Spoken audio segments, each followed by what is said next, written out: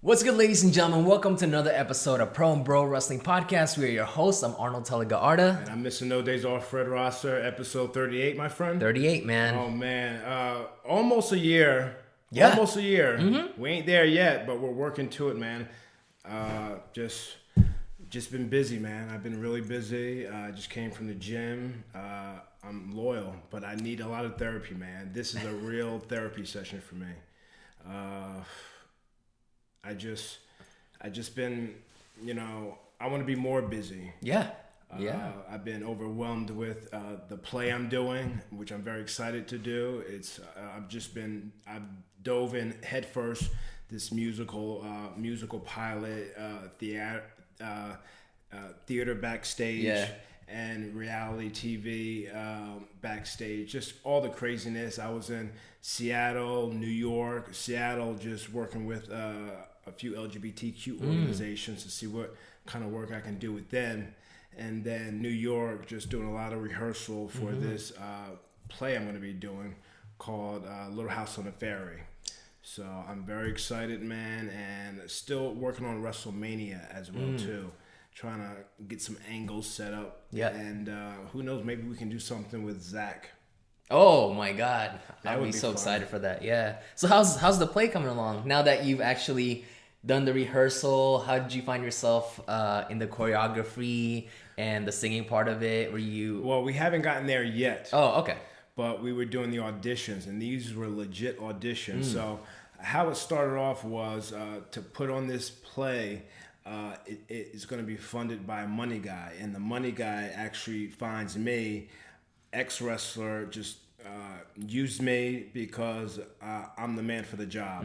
I'm the lead for the job. Yeah. And if they don't use me, they won't get funded, the money to do the play. Yeah. So I was kind of thrust on the director, Rob, who's crazy. He's hilarious. You'll definitely see him once it's all said and done. It's wrapped up by February 15th.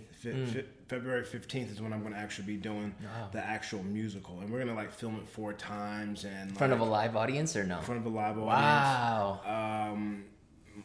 Tons of rehearsals. I'll be going out the end of January and then everyday rehearsals.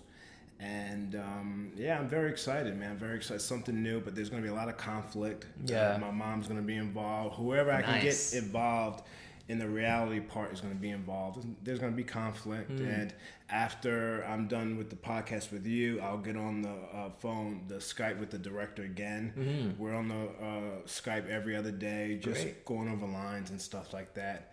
But it's a new concept. I always get a tongue twister with the theality. It's a hard word to say, man. Theality, but it's new, man. And honestly, bro, I love the concept. I just love it. I fully embraced the role.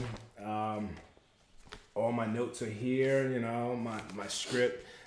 50 Oh my God. Sorry to cut you off, but the last time I saw one of these was in college, man. These note cards, oh my God. It's very important. I'm playing the role.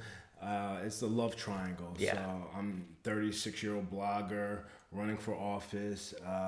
2011 is where it kind of starts off, where marriage equality was finally passed in New York State.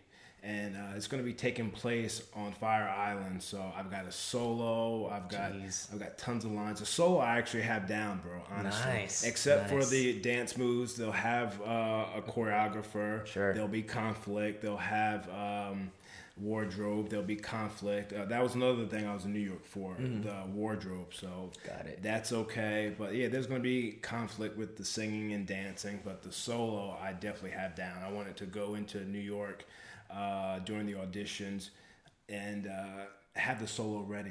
Tom Hanks, recently won a Golden Globes award, and he talked more about his acceptance. He talked more about, instead of the acceptance speech, he talked more about being professional, being on time. Yeah.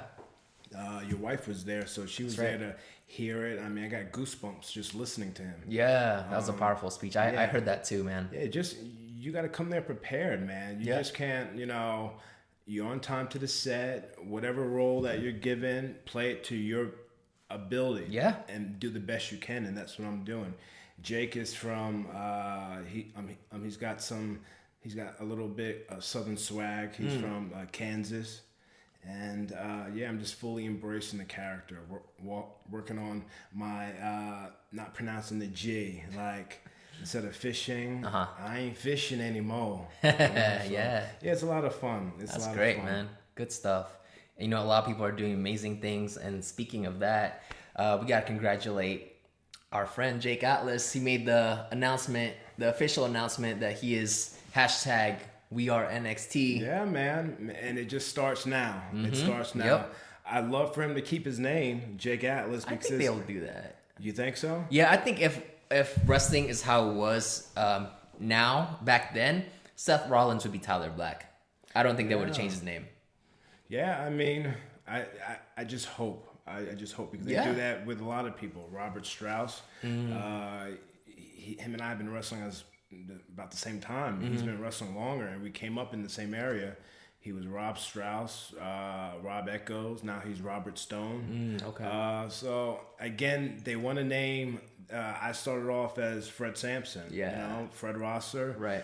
They changed it to Darren Young, Dusty Rhodes. So they want to trademark it. Yeah. So yeah. that's my side of it. That's when the pro and bro really come in handy because and really are able to tell that story because that's just how it is. They want to trademark that name. You know? Yeah. So it is what it is. But I'm very happy for Jake, man. I was rooting for him since day one. You were able to see it live and in color. Yeah, absolutely. One of my best matches. I'm going on 18 years, baby. Going on 18 years, and probably one of my most favorite matches. It's up there with Sean Spears recently. So I've had quality matches since being released, and I'm rooting for Jake. I'm rooting for him, and the grind doesn't stop because there are other talent down there. 70, probably over 100 guys down there that are itching for that spot. So you got to play your cards right, and you got to be hungry. And I know it can be stressful. It can be very stressful. Him and I have talked it out, and you just gotta. You get knocked down 7, 8 times, you get back up 9. But this is a cutthroat business, so you better bring it. Yeah, and it's really cool getting to hang out with you because I get to experience cool things like this. Like for example, right now Jake is in the WWE roster. He's in the NXT roster, but this is the same guy that was waiting right next to me to pick up his tickets for Survivor Series. Yeah, exactly. You know, like it's crazy, man. Yeah, I mean, you gotta love this business, and he loves it. Yeah, and whatever it takes. But from him coaching guys at Santino Brothers, he's if you never seen him coach, man, he's night and day. He's Jekyll and Hyde. He's aggressive. He doesn't break you down, but if you're being lazy, I can tell who's being lazy in the ring. He'll call you out on it. You know, he'll call you out. Me, I'm silent but deadly, but he will call you out on it. I can see him having way different personalities, you know, because like talking to him in person, he's very like humble, like, hey, how's it going? Yeah. But obviously, we all know his in-ring persona is very like charismatic. Yeah, charismatic, and I'm very excited for him, and he's gonna make major moves and do major things, and he better, man. I went to bat for him. Me and Bennett. Yeah. And he'll tell you, Bennett really was a guy that helped him out. Bennett was super proud. I think I saw him posting something on his IG story as well, congratulating him. Even Sonya Deville, I don't think they've ever met, but yeah, we all know who each other are. Yeah. More representation the better. So it's awesome. A big 2020 year for Jake Atlas. Yeah. Props to him, man. It's gonna be an exciting time, and his career is just gonna go from this point on. And what's the best piece of advice I've given a lot of our guests? You gotta quiz me on that, man. My advice to them, like something about the story, right? I always say take care of your body. Oh, take care of your body. Your body's what makes your money. So stretch, yoga, do whatever you got to do. Put ketones in your body to like repair damaged tissue. Do what you got to do. Yeah. So speaking of keeping yourself in great shape, John Morrison, huh? Oh man, he looks amazing. How long has it been since he's been out? 8 years? 8 years out of a WWE ring. 8 years out of Yeah. the WWE ring, and he was taking it to Big E, huh? Yeah, man. They had an awesome match. There's got to be a winner and there's got to be a loser, and he definitely wowed the crowd. He hasn't missed a beat, man. I know, obviously, it's not like he has any ring rust because he's been wrestling for Lucha Underground, Impact Wrestling. But I can only imagine that he still probably had jitters. Just the fact that he's back at a WWE level, 100%. Cameras on him, 100%. Like just running into him at the airport. Him and I are quiet guys. Yeah. But if I see him, I say, "Hey, John, how you doing? Hey, man, how you doing? What city you heading to? Oh, I'm just heading to San Antonio for a CLW, man. I'm just keeping it moving. Oh, that's good, man. You look great. You look great. He's very soft-spoken, man. Very nice guy. Did you see that YouTube footage a long time ago where I think it was a day in the life of John Morrison and he was training at the gym, but he bumped into The Rock. The Rock was like working out at the same gym that he was at, and they said hello at the end, and The Rock was like, "Hey, you got to get rid of your girlish figure." Oh, shit. Really? He said, "Yeah, it's on YouTube." Wow, that's funny. Yeah, but he looks great, man. Yeah, he does look great. He's like wine. He ages gracefully with time, and he looks amazing. He looks amazing. And dare I say, maybe even better now, right? His athletic abilities, like when he hit that Starship Pain, it looked a whole lot better than it did 8 years ago. Oh, he had more snap to it? No, it actually made contact. Oh, because usually he just barely grazes his opponent. But that was a good splash. I'm like, okay, yeah, I like how that looks. Yeah. So like, what's it leading to? Could it lead to a New Day? Yeah. Feud with them? Yeah. Leading into Mania? I think so. Okay. Honestly, I think so. And I like him being paired up with The Miz because Miz does his best work when he's a heel. And the fact that they've been shoving their history in our face, it's really great for new fans that hasn't seen the dirt sheet and things that they've done way back in 2008, I believe. And just what the epic chemistry that they have together. They have so much history, man. So Miz and Morrison are going in as heels, huh? Yeah. And I think that's great because to me, it's almost kind of like the Drew McIntyre approach, right? Like when he came back, they paired him with Dolph Ziggler. He was a heel. Get him warmed up to the general audience's eyes until people really invest in him again, and then do the breakout star thing. Yeah. I would have loved to have maybe seen them start off as baby faces, and then eventually probably Morrison turns heel on Miz. I mean, that works. I think that'll come down the line. Maybe, that's just how it is, man. That's just storytelling. But. Yeah. I think people like you and me would enjoy that, and smarks, I hate using that, but you know what I mean? Yeah. They would enjoy that. But the new fans. Yeah. Yeah, you're right. Yeah. You're right. Bingo. But if it was up to us, we'd have him already in the world title picture. Oh, yes. Right? Yes. As a fan, at least. Absolutely.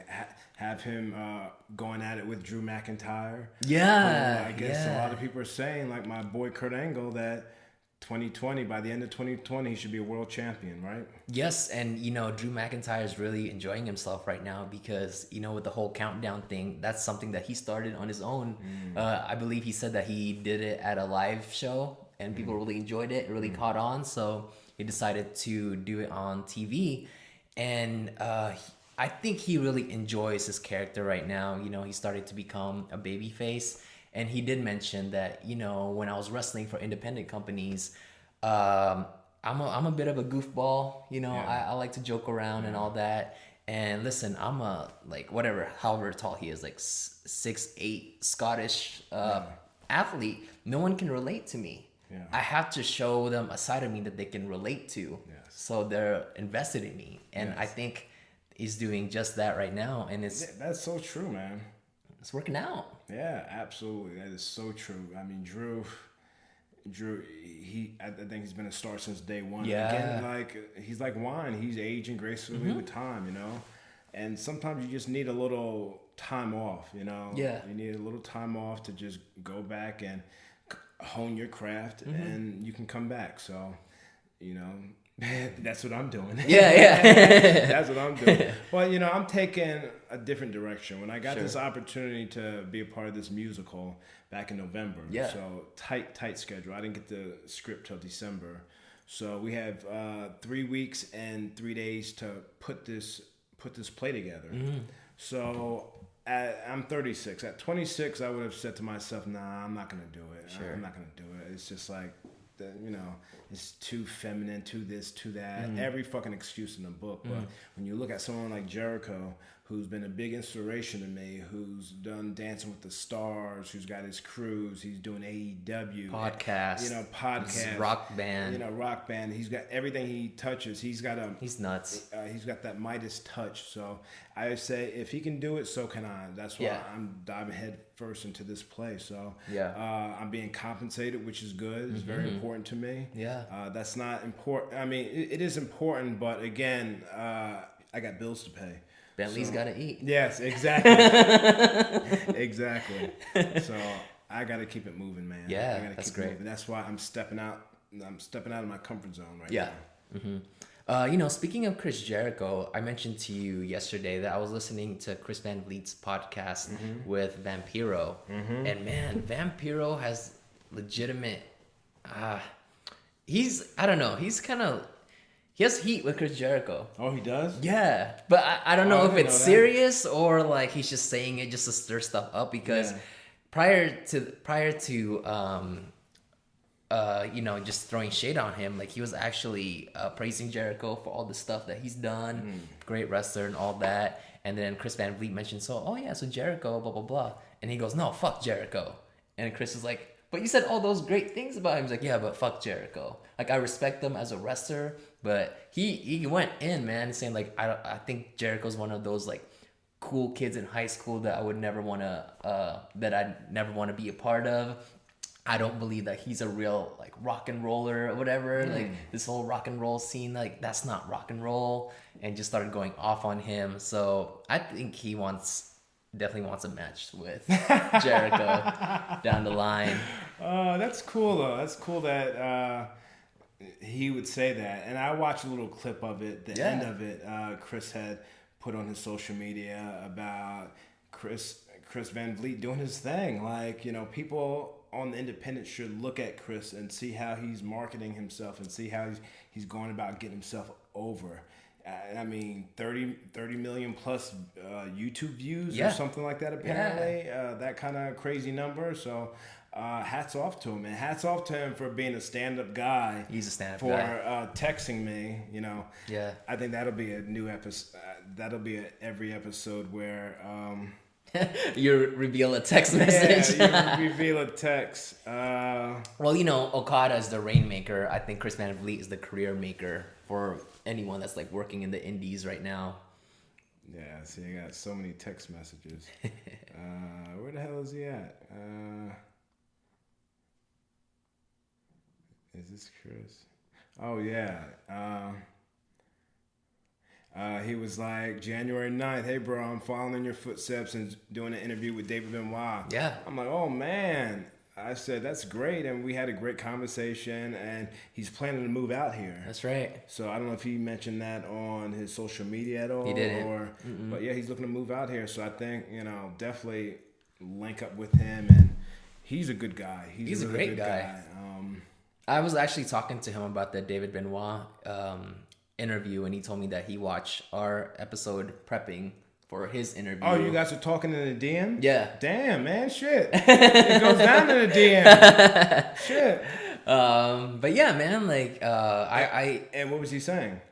That so he reached out to you to... No, we both like I hit him up saying like, hey, listen, I'm so excited to see your David Benoit episode tomorrow, and that's when he told me like, oh, I listened to your guys' episode to prep for it and all that, and I saw the interview, and I'm so proud of Chris because he asked the questions that I was too afraid to ask. Yeah. Right? Okay. Like he went in like the most professional and respectful way to touch on on that subject of what happened. Several subjects. With WWE being banned. Right. And I think I think it's great that we didn't ask those questions because prior to us, like you mentioned, David Benoit has never done any interviews before. Yeah, he's never done. And my goal going in there was to highlight him. Right. He's got dreams and aspirations of being a superstar. Right. So I wanted to highlight him. What do you want to do? What are your favorite movies? Yeah. What's your dream match? Yeah. You know, I wanted to get to know him. So I think our podcast was more for David Benoit to like dip his toes into the water and get warmed up a little bit. And then I'm glad Chris was the guy to, you know, talk about the heavy hitters. And all that. In person, correct? Mm-hmm. Yeah. Yeah. And it's really interesting what he had to say. If you guys haven't heard it, like please check it out because he talks about his, you know, the tragedy that happened with his dad and his brother and how he dealt with it emotionally and what he went through that whole situation. And it's a good listen, man. Like I said, I told David, I want to be a match, man. You and I have a match. Yeah. I definitely would love to highlight him. I'm going to get my shit in, but I'd definitely love to highlight him. Mm-hmm. I remember with Teddy Hart, I was hanging out with him, and he was crazy, and I told him the story about how my uncle helped out Bret Hart with prostate, and he got the 411 on me, I guess, from Tyson Kidd, and like Teddy Hart's a little rough around the edges, but for some reason I'm like part of his clique, you know. I'm like one You're of those part guys. of everyone's clique, man. I'm like his Virgil, you know. Everyone has a soft spot for you. Yeah. So I remember Teddy Hart. I said that I do a podcast, and I recently had David Benoit on, and I wanted to highlight him. He was like, "Oh yeah, let me call him up." And he called up David Benoit, and Teddy's like, "You wouldn't believe who I'm sitting with. I'm sitting here with Fred Rosser, you know, Darren Young, and he's just going on and on." And then he puts me on speaker. I said, "Hey, what's up, David, man? I'm just hanging out with Teddy Hart." Yeah. And it sounded like he was tired or sleepy or something like that. I'm like, "Oh," I said, "Teddy." Well, he does have a day job. Yeah, I said, "Teddy, don't bother him now." Yeah. You know? But I was just sending positive vibes to David Benoit. And I said, "Hey man, I still want that match." Right. So, yeah. I'm glad he's doing well, and he said that he's got the gear ready. Yeah, and he's got a lot of love in the comments section too with Chris's interview because the majority of people were saying like, "Man, I just want to reach out to the screen and give him a big hug." Yes, exactly. You know, and we were the first ones to do that. Yeah. But he's just like, "Oh, you're getting too sweet, me." Yeah, man. Yeah, man. Shit. But he was such a great guy to talk to. I didn't know what to expect when you know you told me we were doing this. Well, I mean, I had met him several times backstage. Yeah, so when I heard that he was banned, I'm like, all right. Well, I'm not going to mention him being banned. I'm going to highlight him. Yeah, you know. But that was such a power move on his end because he explained that situation of how WWE banned him, and he mentioned that his contact person that he usually talks to didn't hit him back. And Chris is like, "So how did everything get fixed?" He's like, "I got lawyers involved." Oh yeah. And then they hit me back. Wow.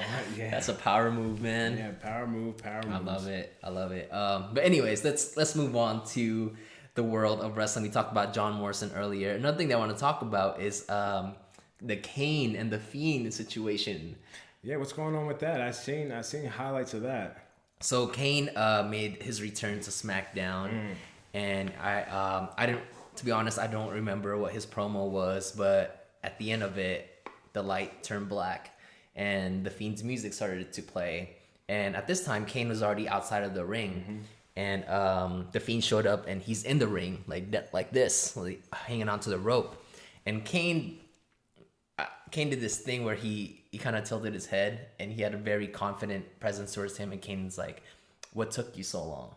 And for the first time ever, I saw the Fiend become a little bit vulnerable because he was getting ready to do his Fiend thing, attack Kane, right? But as soon as Kane said, "What took you so long?" he had that look that someone was one step ahead of him, and he kind of like turned like, "What's going on?" Right? And then like he turned around, and that's when Daniel Bryan was there and gave him a knee to the face and attacked him. And Daniel Bryan got the upper hand, and the Fiend tried to climb back into his hole. Yeah. And I'm sure you saw this, but Daniel Bryan pull two of his dreadlocks. Oh, so it's kind of like an eye for an eye, but hair for a hair, right? And he was looking at his hand, and he had the Fiend's dreadlock. So that was the first time the Fiend's plan didn't go according to plan. Yeah, it's funny how he got, how Brian got dragged down into the ring. It was like perfectly, like a perfect square. Yeah. Like, it's like the smoke coming out. Yeah, it looks a perfect square, so you can easily take someone out and still have matches and fix the ring and all that stuff. But it's a live theater of WWE. Mm-hmm. And we live at an age where we know what it is, but it's still entertaining, man. Like I feel Daniel Bryan and the Fiend are the only two people that can still make that work. Yes. If the Boogeyman did that with Randy Orton, and it's like a storyline today, I'm like, okay. When I was in Seattle, I was able to visit the Rock Culture Museum and had like a casket there. So I saw that on your story, on man. My IG, I did the block the hate in the casket. That's creepy, dude. Very creepy. So morbid. That's like my casket match. My dream casket match. Casket matches were fun. Yeah. I enjoyed watching them as a kid. With Undertaker, Mankind. And even the Shawn Michaels one where he broke his back officially. That was a fun one, man. Yeah, those, I mean, just the storytelling itself. Yeah. You don't have to do much, Yeah. And it's kicking and brawling, teasing a little bit. Yeah. And as a kid, like watching it now as an adult and you see it for what it is, it's hilarious how slow they walk to the casket, just to like close it, Drama, baby, drama. Gotta create the moment. Yes, drama at its finest, because people blink, and if you do it too quick, people blink, they'll miss it. So you gotta be slow and methodical. Your boy Mark Henry had the casket match at WrestleMania against the Undertaker. Oh yeah, damn, Professor with it. But that must have been really fun for Mark, huh? To do that with the dead man at that level. Oh yeah, because again they're neighbors in Austin, Texas. So like, I forgot about that. They spend time with each other. Yeah. The wives, the husbands, and I wonder if Mark was claustrophobic. I know he didn't like ladders. He didn't like going up on ladder matches and stuff like that. Who does? Yeah. Devon didn't like ladders. He was the worst, right? Yeah, I heard that. What was the 401 on him? Just the fact that he's afraid of heights, and when he doesn't want to do all the high spots, and when he's at the top of the ladder, you can see him kind of like. It's funny. Really shaking. I'm afraid of heights too, but I've done like gut wrench suplexes off a Hell in a Cell tag team match cage with Cesaro. But that's the thing. The thing is, I trust him. Sure. I trust him that I'm gonna be okay. Yeah. Not land safely. We don't land safely, but I think I'm gonna be okay when on this landing. It's gonna hurt, but So you just gotta go. Superplex. Wow. I remember Nigel McGuinness, who does the commentary for NXT. He had a tryout match with WWE, and I was like the go-to guy, like with Dr. Tom Pritchard. Any guy that came in, Joey Mercury, Nigel McGuinness, a plethora of other wrestlers. It was Trent Beretta, and or me that would just like do the tryout matches. Yes, it's almost like if you can go with us, then you can go with anybody. So that was always an honor to do that. Yeah, especially when my body was healthy. And Nigel McGuinness gave me a superplex off the top. Wow. I've never taken I started wrestling in 2002. All the way to 2009. Yeah. I never took a superplex, but he called it during his tryout match, so I have to go with it. Did you have a moment where you're like, I'm still falling? Yeah, exactly. For someone that's never took a bump like that. That's exactly. And you just go, and bounce, and you can't be like stumbling and fumbling, but it's almost like 1 foot is on the top, 1 foot is on the second rope, and as soon as his feet get to the top, it's go. God, Randy Orton, I think he does it one of the best, man. If you watch Randy Orton do a suplex. He does it so gracefully, and the timing is perfect. Perfect. There's talks that Saudi Arabia might be the Fiend versus Kane. The Fiend versus Kane. And what about, I've heard talks of CM Punk and Stone Cold. That would be... Really? Didn't hear that one. I think they've, little hints. Okay. That match would happen. It would happen in Saudi. Like, that's... CM Punk will never do it because did you hear about like the last scandal that happened when The Miz was on WWE backstage? The Miz threw a little bit of shade at CM Punk saying like, oh, I didn't change the culture, blah, blah, blah, blah. Because, play on to what CM Punk said when he said, just when they figured out I changed the culture. Oh, yes. Right? Yes. So The Miz said that on his way out.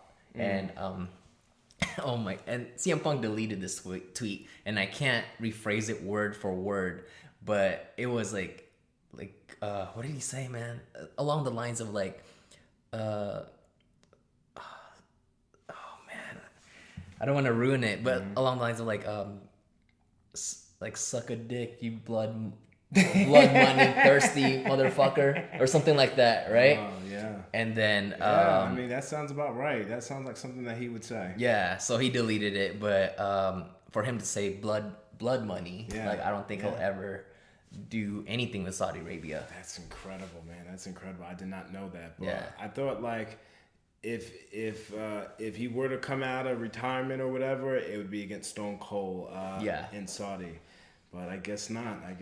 The perfect story would be against Triple H, right? But I don't think CM Punk would ever want to wrestle Triple H because in his own words, I don't want to give him the honor. You don't want to give him the honor, yeah. That is so crazy, man. CM Punk. You remember that? Because that's when he told Vince that he was done, and he felt that he's just not happy, and Vince was like saying, "But you're wrestling the main event at WrestleMania," and then he's like, "No, I'm not. I'm not the last match." I go, "But you're wrestling Triple H," and like CM Punk's is like, "I don't want to wrestle Triple H. I don't want to give him the honor." That's and Triple H was in the room when this happened. I bet he wanted to kill him, huh? And CM Punk said Triple H was just like this the whole time in the room, quiet. Fuck. Yeah. Yes. Yeah, I mean, we've had our encounters too, face to face too. Sure. Hold on. Yeah, we get that. Hello? Yes.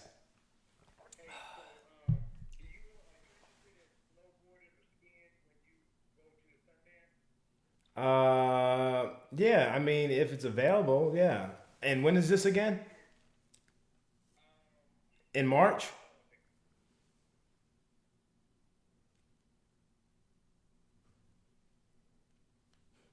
Sorry. It's cool. Yeah.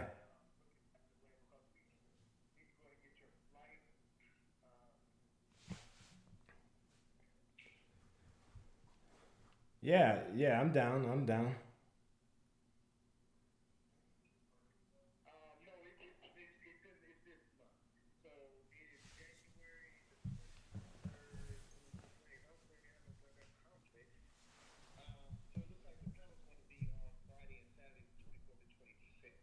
Okay. Yeah, I'm flying out probably right after. I'm flying out right after. I guess I do that, and then I'm going to New York, and I'll be up there until the 15th, 16th.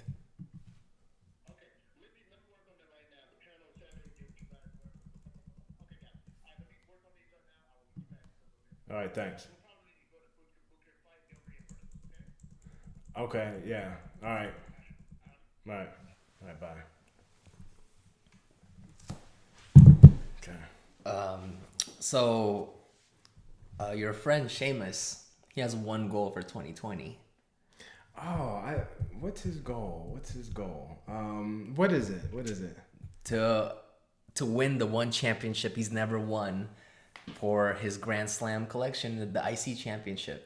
The Intercontinental Championship, Yeah. He never won, huh? He never won. He won everything except for the IC championship. And who's holding it now? Shinsuke. Okay.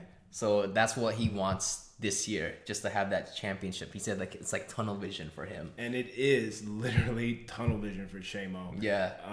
He looks good. Yeah, he does. I hope his neck is healed up. Hope so too. It is what it is. It's a physical business. But if that's what he wants, he's going to get it. And, you know, when he did the video with Edge, the Brave Change Celtic Warrior workout, Edge, man, he's done everything. He turned his garage to a gym, and literally it's a collection of championships. Wow. From different eras, you know, because Edge, 1998 to like 2000, whatever, 16 or something. And the thumbnail is Edge holding the IC championship, and Sheamus like going like this. But like he said it on that episode, saying like that's the one championship I haven't won for me to become a Grand Slam winner. And like I said, he's gonna do it because he's mental in a good way. Yeah, you know, he's got that tunnel vision. He's gonna do it. And Sheamus is Grand Slam to another level, because not only if he wins the IC championship, he'll have all the titles. He's done all of that. Plus, he can say he's the King of the Ring, Royal Rumble winner. You know, that almost checks off every bucket list as a fan. If you want to become a wrestler, those are the heavy things that you want to accomplish, right? Yes, and I'm excited to see him back at it, and he looks great. I mean, doesn't he? He looks amazing. Well, he never got out of shape. Yeah, I think maybe when he first started, he was heavier and he was softer. Now he's a lot leaner. He's like under 230. I mean, at his prime, he was 265. Yeah. So now he's feeling good. He's looking good, and he's making power moves. Remember they said the Vince McMahon comment really got to him? Like, oh, he enjoyed the holidays a little too much there, huh? Yes. Anything Vince says will definitely get to anyone, I'm sure. You know? Sure. Especially when he would always say, Darren, you need to smile more. Yeah. Let the people in. You know, you get a win and you're just... I see it, man. I see it. You're a handsome young man. Yeah. You get your hand raised, smile. Remember when he saw you, he's like, God, look at you. Man, he appreciates it, man. Yes. You know, what else was I going to say? Okay, so another thing that I haven't talked about, and I think this came out 2 weeks ago, was the recent leaked footage of Lars Sullivan. What the hell? What are you talking about? You haven't heard about this? No, I haven't heard about this. What the hell's going on, man? You dropped Are you lying? No. I'm not lying. I'm not lying. Shit, we got other shit on our plate, you know. Yeah. Your ass going to Bali, right? Yeah. Son of a bitch. You know, don't even get me started there. we making moves, but what the hell's going on with this son bitch? Lars Sullivan was in gay porn. What? Yep. Lars Sullivan was in gay porn, and the reason why people found this surprising is the fact that he said a lot of homophobic remarks in the past, right? But there's a footage on YouTube. Okay, don't quote me on this, but I found this in several sources. I was either Wrestle Talk, Cultaholics, or What Culture. I think one of, like, if not all of them, has covered this. There was a leak footage. Make sure you get a zoom up, like you do that. Like, and my face is like this. Yeah. So it looked like he was still in college. He still had big hair. Motherfucker? Yeah, he looked younger. Looked like he was in his early 20s, and he was with another dude. And they didn't play the full footage because obviously, you know, you can't. But it was leading up to what was gonna go down. Are you kidding me? After we get off air, you have to show me what this link is. Okay. I don't know if I would want to watch it myself. So he makes homophobic remarks. Yeah. But he's caught doing this? Yeah. So what is WWE doing about this? I don't know. Because right now he's still on, what is it? He's on leave right now, right? Because of mental issues and all that. So I don't know how he's going to come back from this, right? That is so wild. Not the fact that it was gay porn, but the fact that he was in gay porn and then he said a homophobic remark, right? Like, how do you explain yourself? Yeah, man. That kind of upsets me a little bit. But, you know, I remember working out with him. I've had to have mentioned it on the podcast. You mentioned it to me. I don't think you mentioned it on the podcast. But when I was coming back from my Tommy John surgery and I was at the Performance Center, The PC has all the rings set up, and they have like weights, like Olympic weights and all that stuff, Olympic setup. And we were in groups, training, and I was there doing my own thing. I'm like an OG, so like I go there, the trainer's like, oh, you can join whatever group you want, whatever you feel comfortable doing. So I joined his group, and I figured we were doing back or something. We were doing a little bit of everything. And it was like him and I forget who else was in the group. I think the big guys, the big real guys, I think they're on SmackDown. I forget their names. Are they a tag team right now? Yeah, tag team. Oh, Heavy Machinery? Yeah, Heavy Machinery. Yeah. It was both of them. I think I was training with them and Lars. And Lars was just so kind to me. He was just like, oh, is the weight okay for you? I was like he was very like, as big as he is, he wasn't like, oh, you want more weight on? He was like, oh, is the weight okay for you? Like very, very nice and gentle. I was like, oh no, man, I'm good, man. I'm good. He's like, just let me know. I'll take the weight off for you. Like very like soft spoken. So there's a lot of footage on YouTube of him being out of character and him talking like that. Really? I've seen it. Yeah. Oh, okay. So that's so wild, man. But anyway, someone like that, you just got to make sure that you reach out for them. Yeah. I mean, that's the bottom line. So I take that back. I don't think right now he's on the sideline because of mental issue. I think he physically got injured.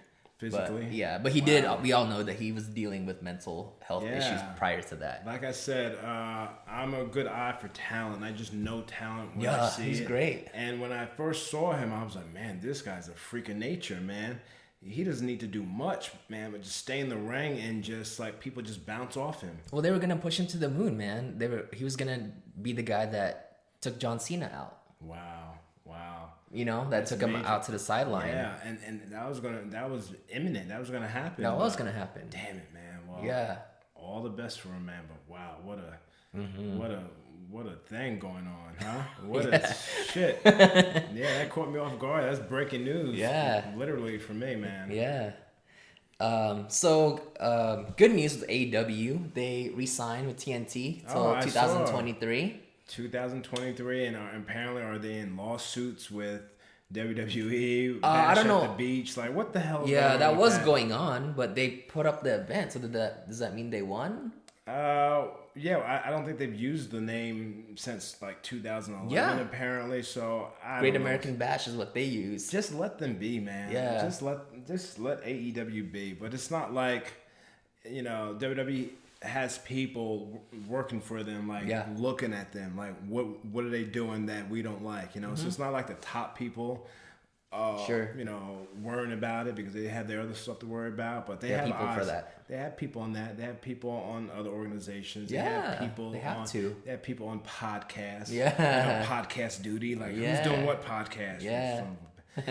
But even like WrestleMania in Tampa, Florida, like as soon as WrestleMania was announced in Tampa, probably before last year's WrestleMania. WWE bought up a lot of the venues, so other wrestlers can't run. Damn. So they buy these places out. So like certain organizations can't run in a VFW hall or some kind of hall that's near WrestleMania. I'm like, damn. Why? I don't know, man. That's greedy. Yeah, it's greedy. It is what it is.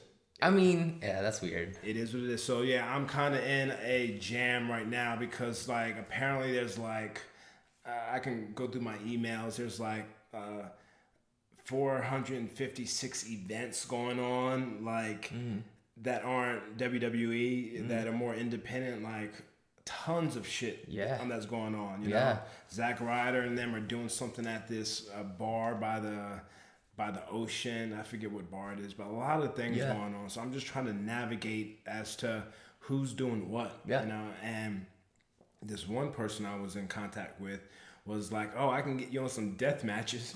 What does that even mean? Death matches. Like hardcore? Like the John Moxley shit. Shit. I'm like, what? Oh, hell no. I have two things that I can't watch. Is anything with the neck, this, and anything with the eye. And the thing that Kenny Omega did to John Moxley, I don't know if you saw, I think it happened Bash at the Beach, but, they held him down. They held down John Moxley, and no, sorry, Chris Jericho. Chris Jericho and John Moxley. And Jericho had a spike. And he spiked him in the eye. So right now, John Moxley's character has like a little eye, like a drape over his eye, like his eye got poked out. Yeah. They're pushing the envelope. Yeah. And I'm sure everyone was hopefully okay. Yeah. But yeah, I understand that anything to the throat or anything to the eye. Yeah.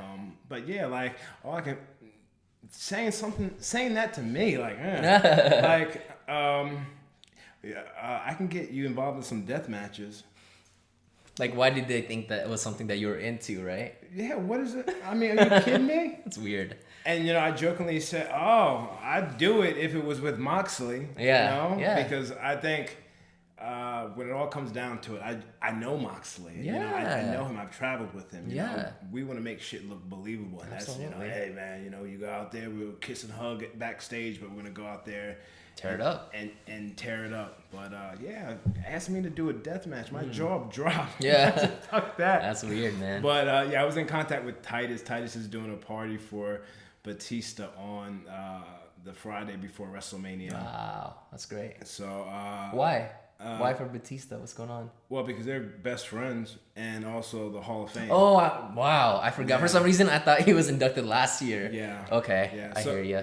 Yeah, so I'm definitely going to be working on that. Hopefully, I don't know if you can still come down, but I'm going to be down there regardless. Yeah. Man. A lot of stuff we got to play by ear, like tickets, this and that. But you would be the only person that would be with me. It'd just be you and I. Mm-hmm. And I'm trying to see maybe if we can get involved with maybe Zack Ryder if he's doing something. Yeah. Because he would have guests. And I don't know, something where we can put our 2 cents in and talk about wrestling and just have fun. Sure, man. Tampa, Florida. And Titus would take care of us. Titus would definitely take care of us. Yeah, so I'm working on that. Yeah, that'd be amazing, man.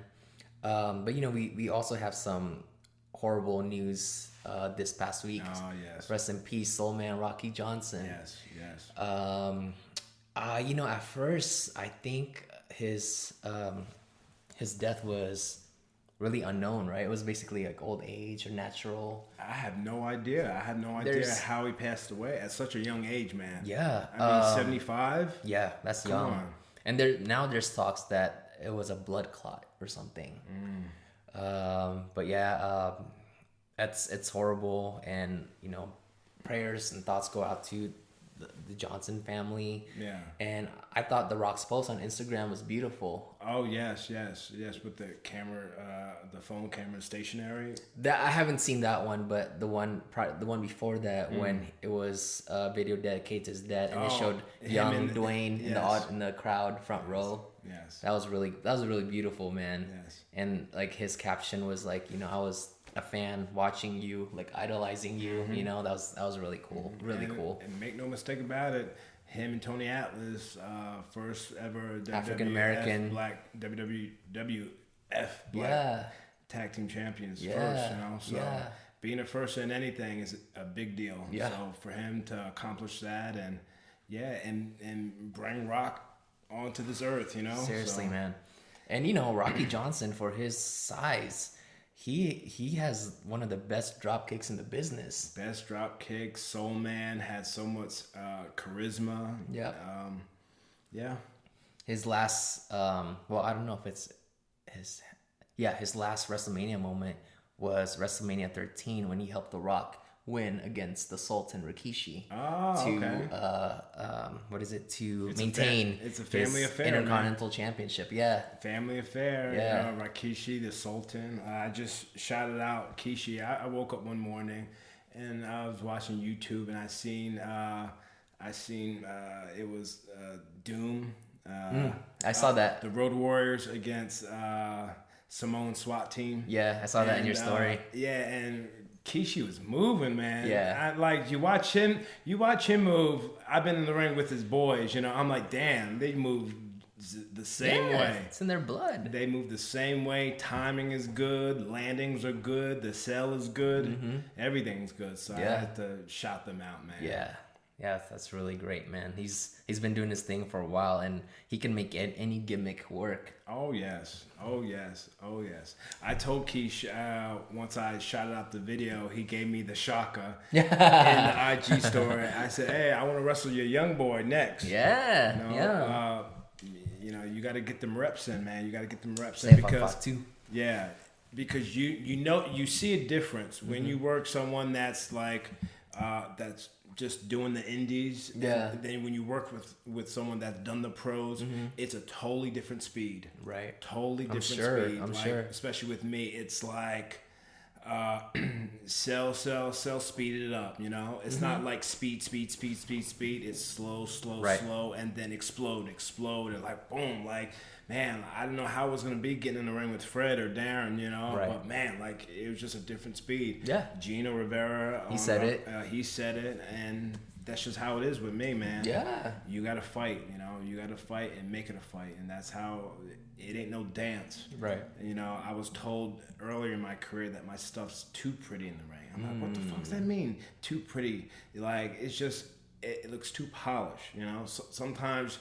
You know, if you lock up with someone, you got to shove them off, you know, and lock up again, you know, instead of just, you know, locking up and then like doing the two-step, you know, lock up, shove them off. Oh man, like the lock up, he caught me in the ear, motherfucker. You know?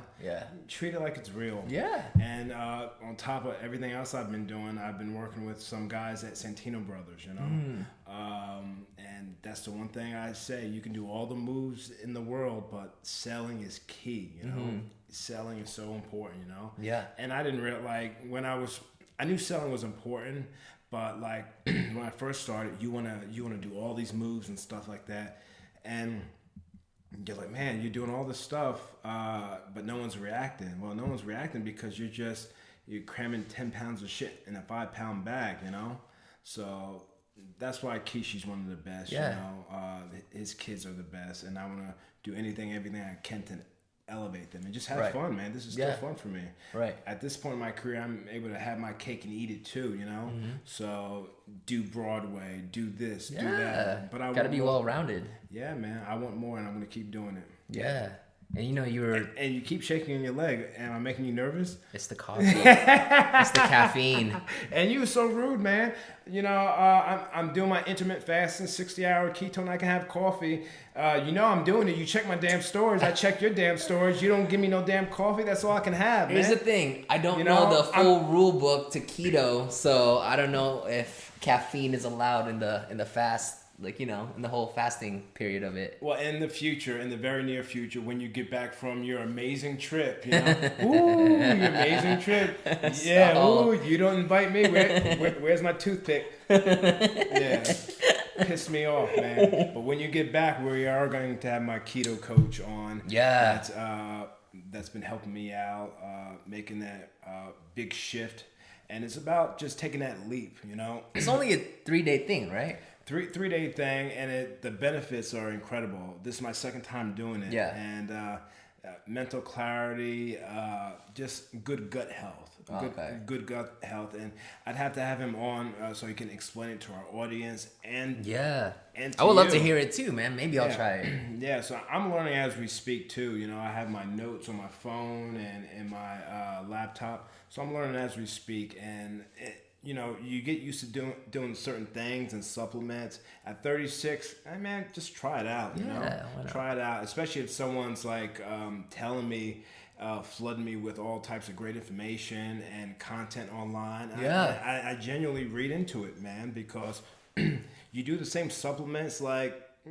You want to switch it up. Yeah, and science is always, you know, changing. Yeah, people are discovering new things. People are still learning, so a lot more discovery. So you gotta be open-minded to that stuff. Yeah. I want to ask you though that before and after shot, was that the difference of 3 days? 3 days, yeah. Damn. And that was because of the holidays. Like I was eating so much, like literally, like you don't know how I eat, man. Yeah. So this was like Christmas, and and I just realized that's not what you're supposed to do. You're not supposed to eat a lot, and then fast for 3 days because like your body just, you're doing more harm to yourself, you know. So this time around, I didn't eat a ton of food and then start my fast. I eat normal. I do my fast, and then from then on after my fast, this is when I'm gonna start really buckling down and being more ketogenic friendly with what I eat. You know, lots of veggies, lots of meat. You know, high fat meaning peanut butter. So no more fucking Len and Larry cookies. If I can find a good keto snack that's sweet or that's keto friendly for me, I'm gonna promote. Fat Snacks is a brand that they sell in Vitamin Shop. Yeah, I've seen it. I've promoted them. I love their snacks because I have a fucking sweet tooth. So this again, second time doing my ketone extended fast, and this is just no any kind of ketone extended diet fast. It's you're flooding your body with ketones. Your body produces natural ketones when you lower your carbs and you up your fats.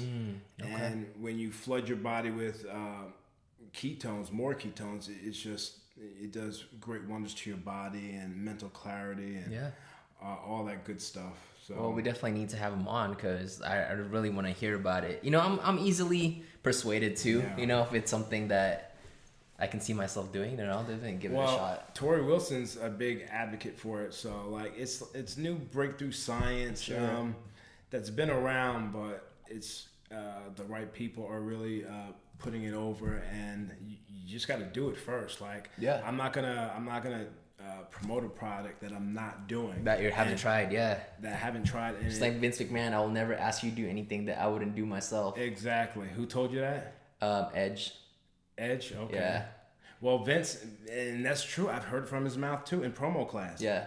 I've heard it from his mouth in promo class. He won't have you do anything that he wouldn't do himself. So I truly believe that, man. I truly believe that. And two of my most recent articles for Sportskeeda Wrestling was a Vince McMahon story, and also Bray talking Wyatt. about also Bray Wyatt, and also the LGBTQ situation between Sonya Deville and all that stuff. But the Vince McMahon article got great reviews and stuff like that. Yeah. And I always say, don't die with a story and you tell it. So however I can share my story through the internet writing, I'm gonna do it. Yeah, absolutely, man.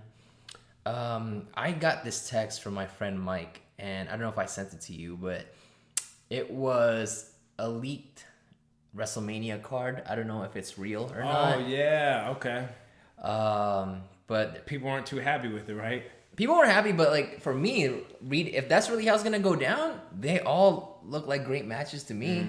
I mean, triple threat for the Universal Championship: Daniel Bryan, The Fiend, and Roman Reigns. Yeah, that makes sense. Yeah. The one thing that I would be probably more interested in is if it really goes down between Brock Lesnar and Tyson Fury. Ah, okay. That's for the WWE Championship, supposedly. Yeah. And I could definitely see it happening, obviously, because, Tyson being undefeated in the boxing world. Yeah, Tyson's very, he can walk the walk and talk the talk. Yeah. So, if McGregor doesn't do anything with WWE, they've got this guy fucking, Yeah, he's a showman. Yeah, he's a showman. So they got what they want either way. Yeah. WWE. But, yeah, I'd love to see that, Brock and Tyson. And Hunter said the door's always open for Tyson. Tyson actually wanted to become a WWE wrestler before he got into boxing. He thought he was going to be a wrestler. Oh, so Hunter's saying that the door's open full time? It might be. Yeah, he didn't clarify, but Tyson, just have your WrestleMania moment. Get paid a shitload of dirty money. Yeah. Right? Dirty money or well, he might money. be full time. It might be a Brock Lesnar schedule though, or Sting schedule. Exactly. Sting's schedule, Brock Lesnar's schedule. Huh, that's tremendous. Man, that's lovely. Yeah, man, getting paid the big bucks, for hopping in. Yeah, huge bucks. But hey, man, Tyson can walk the walk, talk the talk. I mean, man. Undefeated. That's undefeated. That's like his brand. I mean, come on. I like that match then. I like that match, him and Brock. Yeah. I like seeing that on the billboard, and that's just grabbing people's attention from other walks of life. Yep. That's perfect for WrestleMania. Yeah. Perfect. The last thing I want to talk about is the ending to Raw last week, and I think it's one of the best endings in a while, and that's Buddy Murphy joining Seth Rollins' group. What is up with that, man? That's pretty cool, man. What is up with that? That was out of nowhere. I saw that. Yeah, but Seth Rollins, he's kind of playing this CM Punk character, the Messiah, right? Kind of like a cult leader, like welcoming Buddy Murphy like he's Jesus, and that's something that CM Punk obviously has done, and a lot of people, I'm sure, before CM Punk, because people always copy each other and all that, and that's not a bad thing. But I wonder if CM Punk feels some type of way about that, with Seth kind of copying his gimmick a little bit. Yeah, well, no one owns anything in wrestling. So. Yeah. But yeah, that was out of nowhere. But that's good that they're utilizing him. Yeah. Because finally, wasn't he a 205 guy? And well, he got in the main roster on SmackDown, but they weren't really using him. Roman Reigns tried to elevate him up, and he did. He did. I think it's pretty cool. His gimmick was the best kept secret, and when he wrestled Roman, secrets out. I thought that was pretty cool. Yes. But yeah, I think this is a great opportunity for Buddy Murphy now that he aligned himself with Seth Rollins, so now he's looked at as main event level. Now, right now, the Usos and Roman, who have they been battling? Baron Corbin, Dolph Ziggler, and Robert Roode. Okay. That group, it's so messy to me because I guess it's Baron Corbin and his like King's Court or whatever, right? But I just feel bad for those guys. Like the people that's in it is Dolph, Robert, the Revival, and I'm sure you get TV time and checks come in the mail, but man, that's just like, I don't know, man. Well, I would definitely look forward to seeing Seth and his group against Roman. And that'd be great. That'd be great. I mean that's WrestleMania type quality. And I'm also ready for a name. Like, give me a group name for Seth and the AOP, because now Seth calls himself the Monday Night Messiah. Monday Night Messiah. I see. Yeah. I see now. So it could be a cult type of name. That'd be pretty cool. But yeah, let's have. I'm a huge fan for groups to have a legit name and shirt. A legit name. Like NWO. Have them all wear NWO shirts to DX shirts. Yes. I always think it's so cool, the big reveal when someone joins a group and they put out rip their shirt and it has the group's like logo on it, like when Sting joined the Wolfpack or Tyson DX. It's just cool. I like that stuff. A couple weeks before Mania, DX is gonna invade MSG. What? Yeah. Yeah. As like what? I think for maybe a Raw or something like that. Oh, I didn't know that. This is leading up to WrestleMania. It's like a DX reunion. Oh, that's cool. So, yeah, they promoted that. They've been promoting it. X-Pac, Road Dogg, Triple H, and Hunter. Yeah, they'll all be there. And I guess, of course, not Billy. Yeah, of course not Billy. And I'm sure when they all break it down and they do their mic work, they're gonna mention it. Yeah, they'll dig elephant something in the room. Yeah, they'll dig something. Yeah. And they'll do something like, all right, Hunter will be like, all right, who's gonna do the part, And then Sean's gonna be like, what part? The part, the ass guy. Oh, him. And then they'll do something, You know how they act. Wasn't there more of us or something like that? Yeah. So they'll do something like, how Hunter is. Sure. Like, he's good. Yeah. I like it, man. I like it. Yes. I think that's like for people who don't like Hunter, like those moments are probably the rare times that he might seem likable to certain people. Because this place is really entertaining, man. I dig it. My dad just sent me pictures of my old room. Of my old room. Yeah. He redid it and he tore down the poster. He tore down the poster with Triple H. I think all the other posters might be hanging up, but he tore that one down. And that's hilarious. I never talked to him about it, but he's probably seen the interviews or something. Sure. So he knows what's going on. Yeah, man. All right, Dad, you do what you want. That's hilarious, man. You do what you want. Well, I think that's a good place to end it, man. Tearing down Tripp's poster. Yeah, I hit the thing. No, it's all right. You're just too buff for this space. But anyways, it's been such a fun episode. Thank you guys so much for listening, and thank you for watching us on YouTube. Yeah, fun episode, and schedules very busy. We're definitely going to be having my main man Kalisto on. Yeah, We will have him on. We will have our girl Zeta Zeng on eventually. Yep. So those are two guests that I'm looking forward for.